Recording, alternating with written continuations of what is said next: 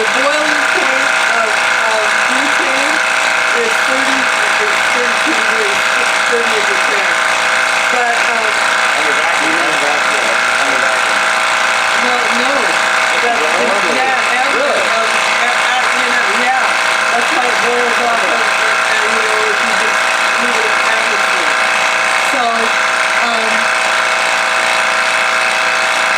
So what you're trying to do is boil off the butane without adding much heat to the hatch up.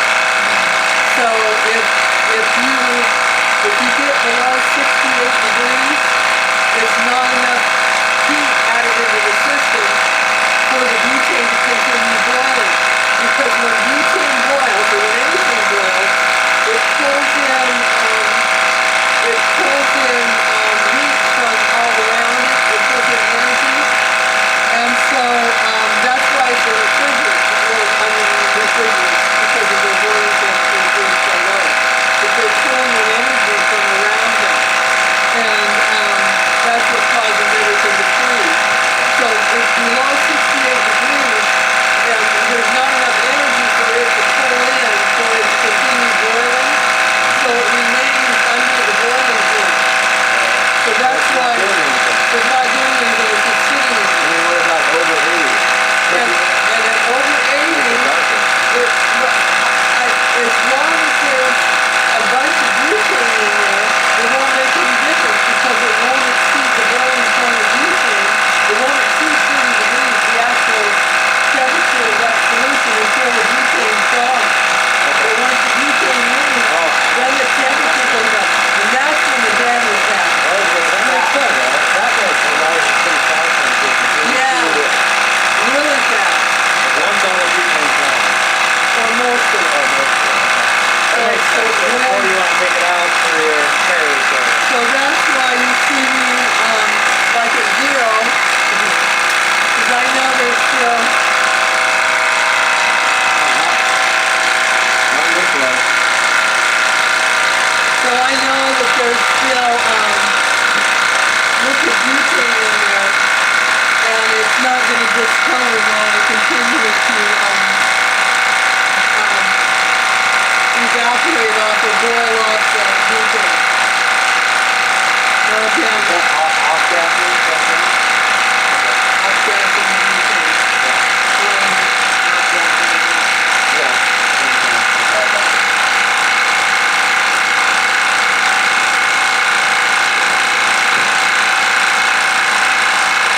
So the issue, you were talking about insulation blankets around here. We used to put them on, but so in the end with so many schools, and it's like not all of them can you get that insulation to fit. So then we were doing wrap. That's where we're headed now, because you want it to be really cold now, so that you maintain those nice aromatics and flavonoids as well as colors. So you want it to be cold now. But after that, once we dump this, you want this to be warm. It starts freezing up with the off-gassing of the butane from the cannabis. And so this starts freezing up. And when that happens, you get all those ice crystals that blocks the actual evaporation or off-gassing of the butane from the pollen. So, is that just water too? well, that's on the outside. If there's water in there, yeah. That's where you can get that problem. It could cause issues, but mostly I think it's just the rest of the butane just gassing off that's in there because of how cold it gets the system, such that it freezes the pollen up. You'll see, not in the summertime, but in the wintertime when you've got lots of condensation in the air, humidity, all it gathers on this cold pipe and freezes. So you want to make sure that you're removing that frost as much as possible so the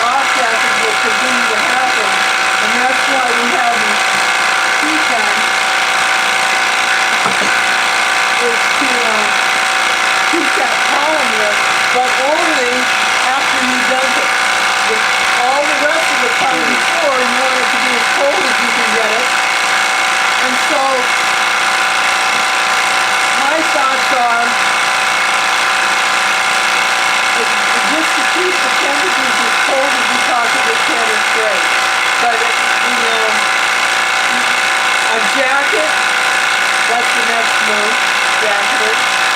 But now you gotta think about what you're actually gonna be putting in there that will help. I use a jacket. The problem that I found was I use a brick shooter jacket. The problem I found is that you put it, wrap it around the hot head, wrap it around the pot, and you have to heat the pot up. And that's what Joe does. I'm just talking about like the stone pad that you go through. No, we were talking about a jacketed column with like a welded jacket on the column, so you have a pocket that you can send other fluids through or gases or whatever it is that you're going to do to heat and cold and to heat and cool your column because you need to go both directions. So essentially you could use like a sleeping heat mat or something like that to wrap it on. Yeah, but you can't, the radius is too tight, they burn up. And there's that on top of too much moisture and condensation eventually heats it up, and then you have a fire. You have two fires. So heating that, so they don't work. So that's the way to keep going. Actually, for now at the end, but in the very beginning, I'm going to have some thermal blankets made to jacket those columns to keep them cold during the first process while we're flooding. Yeah. That's what I was saying, just one of those one piece of pipe installations to do, you can just stick on somewhere and you can put it on. Yeah, for these small ones, Yeah. but if you get to, once you get to be the bigger columns, So I mean, it's a couple weeks I'll use it and it's done. but that's fine for these little ones. Yeah. They only take the on and off once or twice and it's done. We were putting them on and just leaving them on. I don't know. It's one of the problems we gotta figure out. But, I want a couple months. You might have the answer there. well, if you come up with a call, Getting pretty cold again. Yeah, it's been probably 60 degrees like that. we're at the bottom end of the limitation.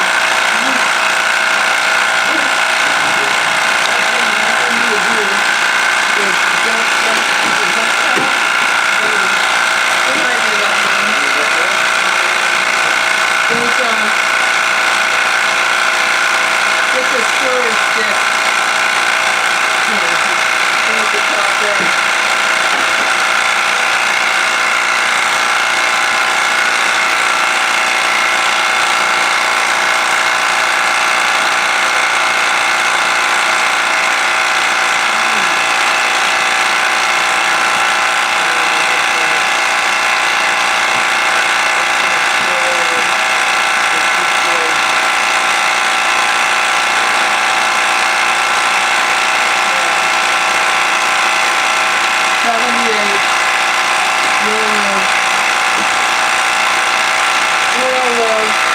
It'll drop pretty fast, too.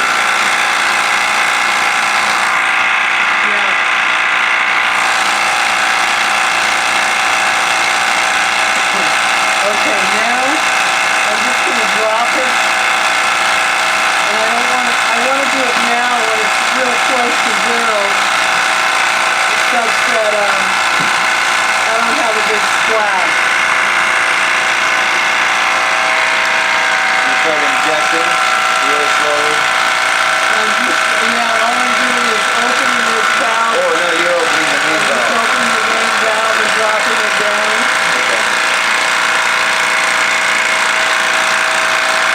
Okay. And then opening this overflow valve, doing the same thing.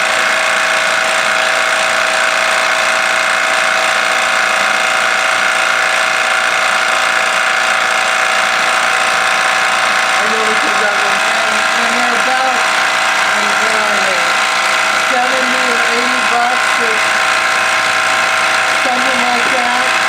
And every place else I've looked, they're like 116 or, so they are worth rebuilding.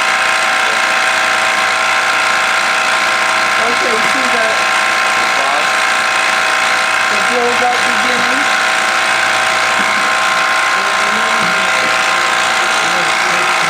I know the end right here.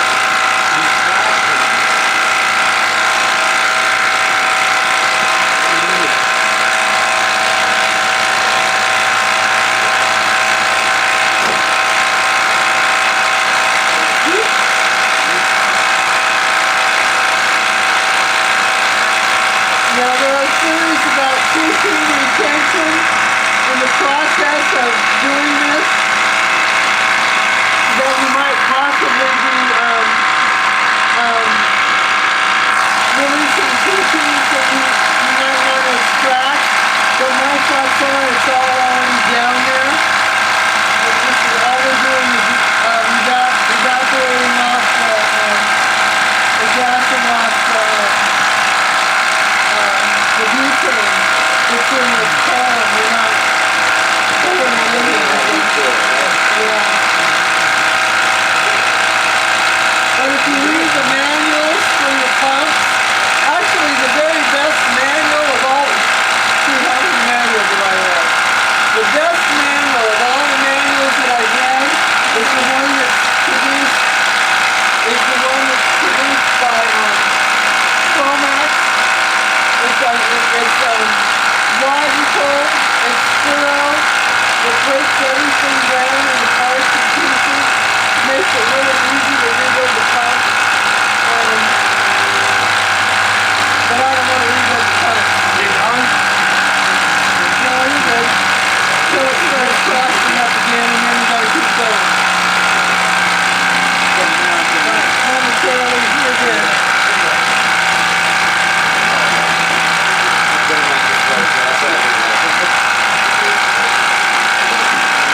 Okay, well, let's do the fly out. Let's everybody step inside and this is the conversation here.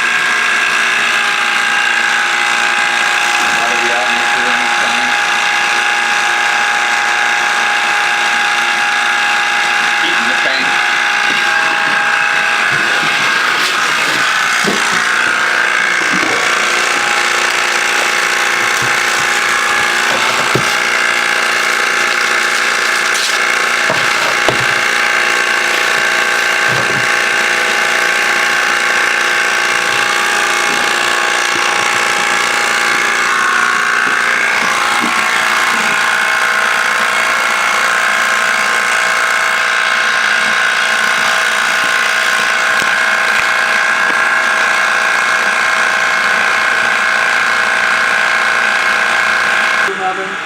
Hopefully you have a vacuum oven, and hopefully you have in your budget enough money to get this vacuum oven. But then you may have to struggle with something lesser, and you will struggle. But a vacuum oven is better than no vacuum. How much is that running? If you get the proper pump and everything, then yeah, there you go. But it's and then the real, the part of it that I don't have hooked up yet, that makes it really, really cool, is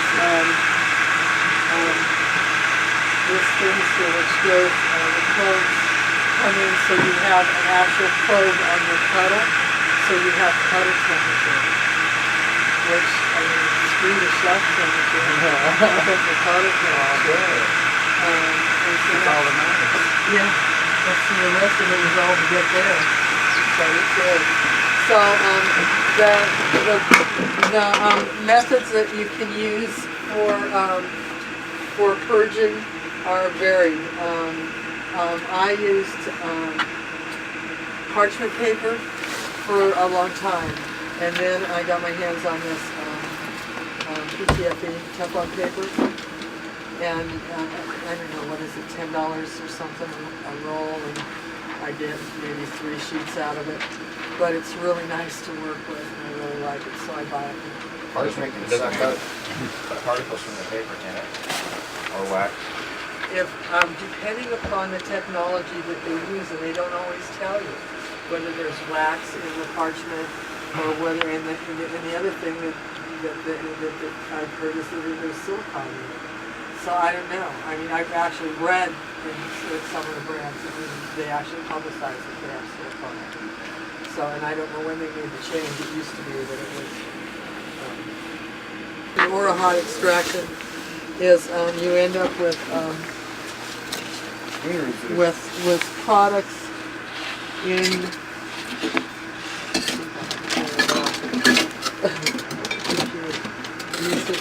separation.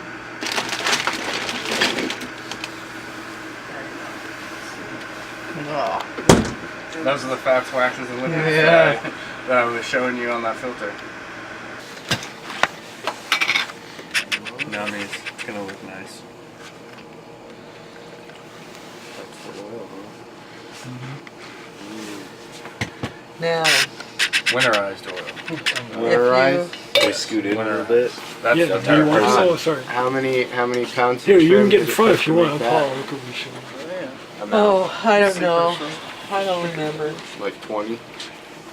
No. 50? For Girl Scout. So, Except for us. so what ends up happening for me a lot when I extract for others is almost all of them want shatter or crumble, cannabinoids from your plant. There are also a huge number of waxes, mostly paraffin,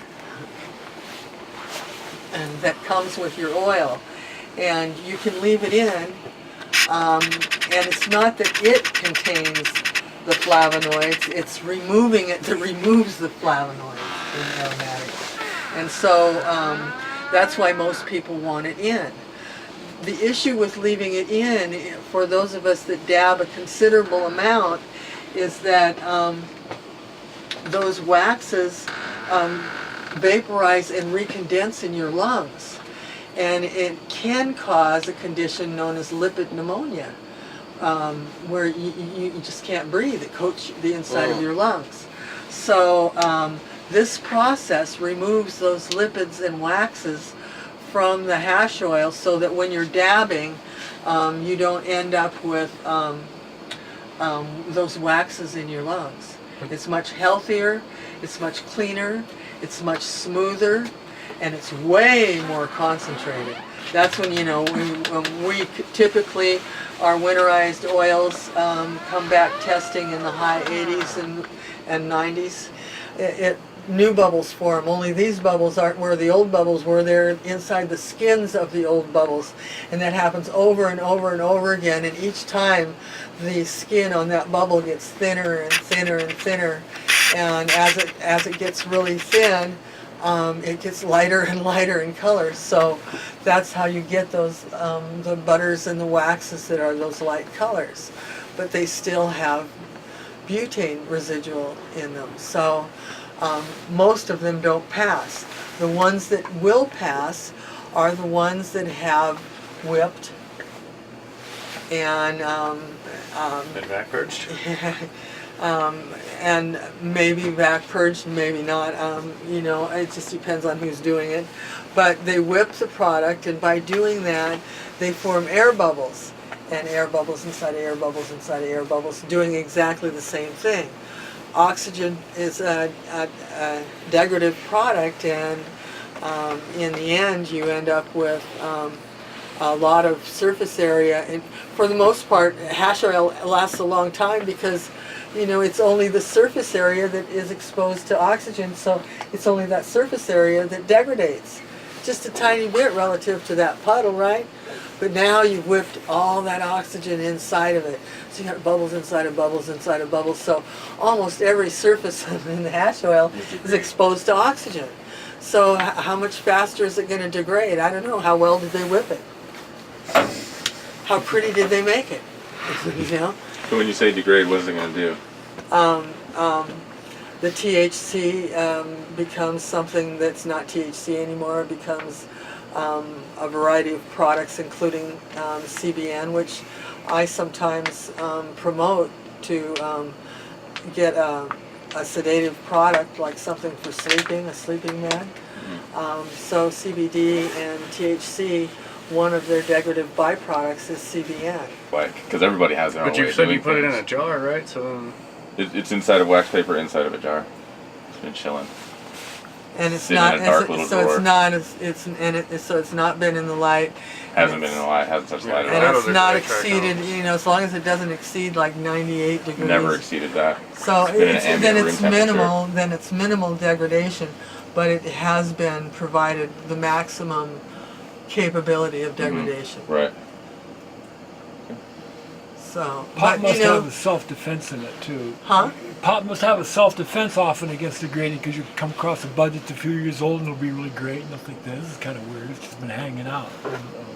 Or you can hang pot for a long period of time without it going on you. You're Well, saying a you- lot you're depends saying upon you- the temperature and you've whatnot. got flowers that you got. Yeah, but that's on that's like on a stem and a big leaf bag inside of a 50-gallon paper bag.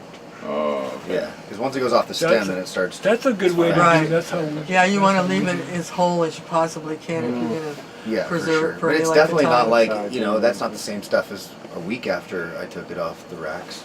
Right. You know. Right. Whereas if you take an oil and you know, like a dabbing oil that I do, and put it in a jar with, you know, a minimal surface area on it, and a year from now, 2 years from now, 3 years from now, 5 years from now, 10 years, probably 50 years from now, you dip a dabber into that a puddle, and it's going to taste exactly like it did when you extracted it, because it hasn't been exposed to oxygen. Right.